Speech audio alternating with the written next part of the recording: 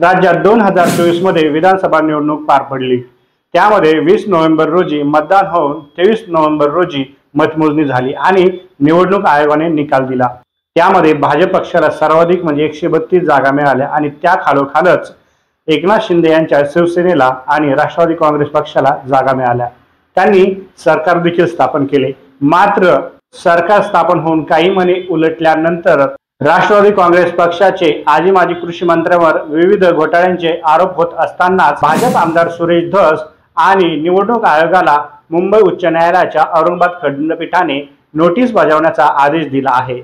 आमदार सुरेश धस यांच्या निवडी विरोधात राष्ट्रवादी काँग्रेस शरदचंद्र पवार पक्षाचे मेहबूब इब्राहिम शेख यांनी निवडणूक याचिका दाखल केलेली आहे। शेख यांनी दाखल केलेल्या याचिकेत नेमके काय म्हटले आहे ते पाहूया। 2024 मध्ये झालेल्या आष्टी विधानसभा निवडणुकीत सुरेश धस हे भारतीय जनता पक्षाकडून विजयी झालेले होते। त्यांच्या विरुद्ध निवडणूक लढवलेले राष्ट्रवादी काँग्रेस शरदचंद्र पवार गटाचे मेहबूब शेख यांनी निवडणूक याचिका दाखल केलेली आहे। त्यामध्ये असे नमूद करण्यात आले आहे की धस यांनी धार्मिक कारणावरून मत मागितली, मतदानाच्या दिवशी मतदानाचे व्हिडिओ व्हायरल केले, शासकीय कर्मचाऱ्यांवर अधिकाऱ्यांवर दबाव टाकून मतदान करून आणलं।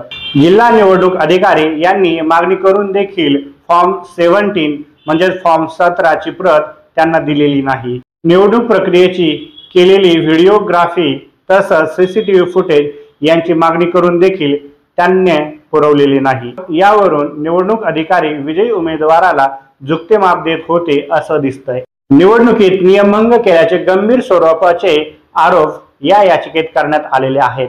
या याचिकेवरून मुंबई उच्च न्यायालयाच्या औरंगाबाद खंडपीठाने आमदार सुरेश धस आणि निवडणूक आयोग यांना एक नोटीस बजावण्याचा आदेश दिला आहे।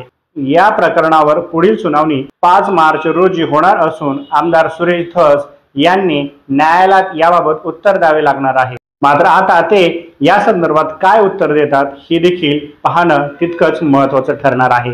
दरम्यान कोर्टाची नोटीस येत असते ती येईल, जी त्यांची तक्रार आहे ती तक्रार मतदानाच्या दिवशी करायला हवी होती। नंतर केलेल्या तक्रारीला महत्त्व प्राप्त होत नाही।